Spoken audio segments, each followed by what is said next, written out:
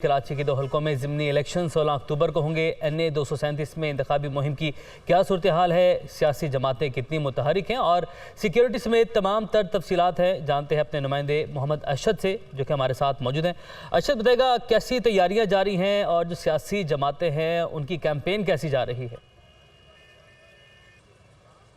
जी देखें, जैसे ही election commission की जानिब से फैसला सामने आया है कि 16 अक्टूबर को ही जो है वो कराची जो 2 हलके हैं जिसमें NA 237 है और NA 239 है, 16 अक्टूबर को ही जहाँ इन दोनों हलकों के अंदर ज़िमनी इंतखाब होंगे। तो हमने कल शाम से ही हमने देखा कि जो इन दोनों हलकों के अंदर तमाम तर जो सियासी जमातें हैं उनकी गहमा गहमी जो है वो शुरू हो गई। अर्जेंट हमने देखा कि फौरी तौर पर जो है वो कॉर्नर मीटिंग्स जो थी वो कॉल की गई, कारकुनान को जो था वो जमा किया गया और एक स्ट्रेटेजी जो थी वो तमाम तर सियासी जमातों की जानिब से जो है वो इलेक्शन के हवाले से जो है वो बनाई जा रही है। इससे कबल जो था ये अब इन दोनों हलकों के अंदर हम देख रहे थे कि जो सियासी गहमा गहमी थी वो उस तरीके से नहीं थी, लेकिन इलेक्शन कमीशन के फैसले आने के बाद से ही तमाम तर सियासी जमातें जो हैं वो मुतहरिक हो गई हैं। इस वक्त मैं कौमी असम्बली का हल्का है NA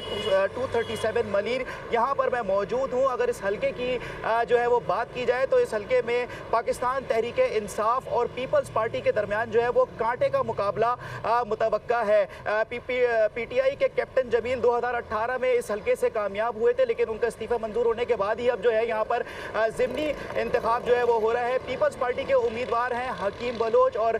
PTI की जानिब से इमरान खान खुद जो है वो कंटेस्ट कर रहे हैं यहाँ पे इस इलाके में, इस हल्के के अंदर इलेक्शन को। हकीम बलोच की अगर बात की जाए तो हकीम बलोच ने 2013 में इसी हल्के से जो थी नून लीग के टिकट के ऊपर कामयाबी हासिल की थी, तहम 2018 में उनको शिकस्त का सामना करना पड़ा। अगर अभी की जो प्रेजेंट सिचुएशन की हम बात करें तो हकीम बलोच को, क्योंकि जो इलाका है NA 237 का हल्का है, ये नेशनल हाईवे और सुपर हाईवे के दरमियान का जो है वो इलाका है। इस इलाके के अंदर ज़्यादातर जो है वो कदीम बलोच आबादियाँ जो है वो यहाँ पे कायम है, जबकि कुछ दीगर इलाके जो हैं वो जो है जैसे हम कह सकते हैं कि कराची के अर्बन एरियाज़ जो हैं वो भी इस हल्के के साथ जो है वो जुड़ते हैं। तो कदीम बलोच आबादियाँ हैं, उसमें ज़्यादातर बलोच आबादियों में हकीम बलोच जो कि पीपल्स पार्टी के उम्मीदवार हैं उनका उसमें जो है काफ़ी असर व रसूख है, लेकिन इसके साथ साथ ही उनको ज़्यादा कुछ बलोच जो बरादरियां हैं उनकी मुखालफत का भी सामना है, जबकि इसके साथ साथ उनको पीपल्स पार्टी की जो उनकी अपनी जमात है उसमें भी अंदरूनी मुखालफत का जो है वो। दूसरी जानिब PTI की बात करें तो PTI को भी इस इलाके के अंदर जो है बेशतर बलोच आबादियों में जो है वो मकबूल है, काफ़ी मकबूल है, जबकि इस हल्के के अंदर